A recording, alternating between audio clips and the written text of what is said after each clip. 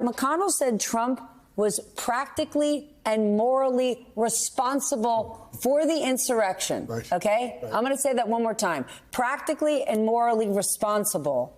How do you think this meeting's going to go? Yeah, well, the meeting's probably... yeah. It's funny. There's a turtle shell and somebody's going back in it. It's wonderful how people can say certain things and then a couple of years later haven't seen the guy, but all of a sudden he's winning. So now I got to meet with him. He seemed a little reluctant, but not that surprised that he's going to have to sit down with Donald Trump. But the reality is nothing succeeds like success. And Donald Trump winning these primaries is there, whatever attempts to isolate him, to alienate him, to try to find somebody else, none of that worked.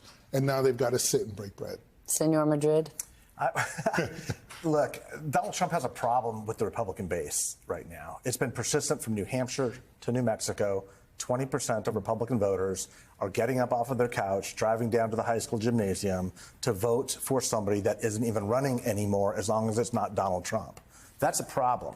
And unless he's able to coalesce that leadership, and personally speaking, I know what this pressure is like. Any Republican who speaks ill or out of turn is going to be bullied and cajoled and forced into fealty behind the leader. And he's not even jumping to make that person they went out and voted for, Nikki Haley. No. He's not even racing to make her his VP. No, and it's a much more significant problem than we realize or that we're talking about. What I will say is this. Both Biden and Trump do have challenges with their respective bases. But Donald Trump has an election day problem that is not showing up in his polling. Joe Biden has a polling problem that is not showing up on election day. You're going to have to say that to me. Yeah. What? Joe Biden has a polling problem that is not showing up on voting day. Oh, yes. Trump has the exact opposite problem. That's a worse problem. Hey, look, if the map doesn't match the terrain, you follow the terrain. What's really happening on the ground is Democrats are coalescing behind their nominee, and they are not backing Donald Trump at historic levels. And it's interesting because we both have been at state parties, and one of the things you generally don't hear from Donald Trump is all the money and resources he's going to put behind other candidates who are running elsewhere on the ballot. Okay, not only is he not saying it, but the co-head of the RNC, his daughter-in-law, Laura Trump, has made it clear all dough goes to him. It goes to him, pay off his legal debts and so on. So maybe the Mitch McConnell meeting is, hey, you're the nominee. I couldn't keep that from happening, but at least take care of some of our candidates. As a strategist, you would want that to happen from the top of the ticket. Oh, come on. You think Mitch McConnell's going to say that and Donald Trump's going to go, you're right, get that checkbook out of here. I don't think Donald Trump is going to listen to him. But if I'm Mitch McConnell, I have to make that point because otherwise you're going to lose 2 houses if you don't support the rest of the ticket from their perspective. The Trump campaign is saying that the goal of this is to unite the splintered Republican Party in the House and the Senate behind sort of Trump's agenda.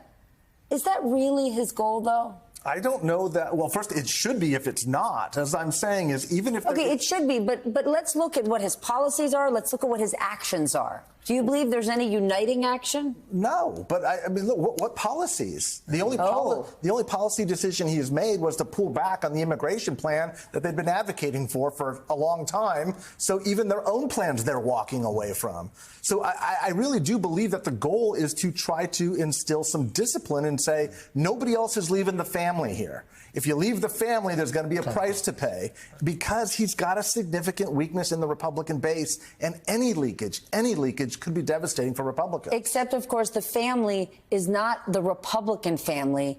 It's the Trump family. Yeah. Do you think he could be successful? Because in truth, he has done a better job, or excuse me, Republicans traditionally do a better job of getting in line and following their leaders. So do you believe for him or for them something good could come of it? Well, it goes back to the point I was making earlier about success. He has, if you look at some of his primary candidates, they've been successful. But a lot of the general election candidates where he's put out and supported election deniers have not been successful. So to me, there has to be some realignment, if you will, and that's using the term strongly.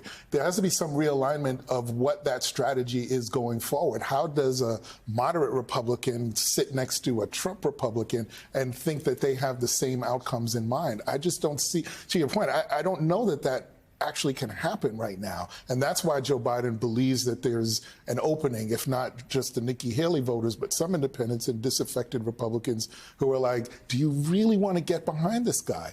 If you are looking at what's happening in Europe right now, the rise of the far right, and you have Donald Trump at rallies echoing some of those same talking points. If I'm Joe Biden, I'm saying not just who is this guy now, but where is he taking us as a country? Yeah, this is incredibly dangerous. And I imagine that a lot of Republicans are just saying to themselves, well, we're torn on this, and I can't really come out in front and stand with this guy. But to your point, Donald Trump's got to find a way to bring him in line.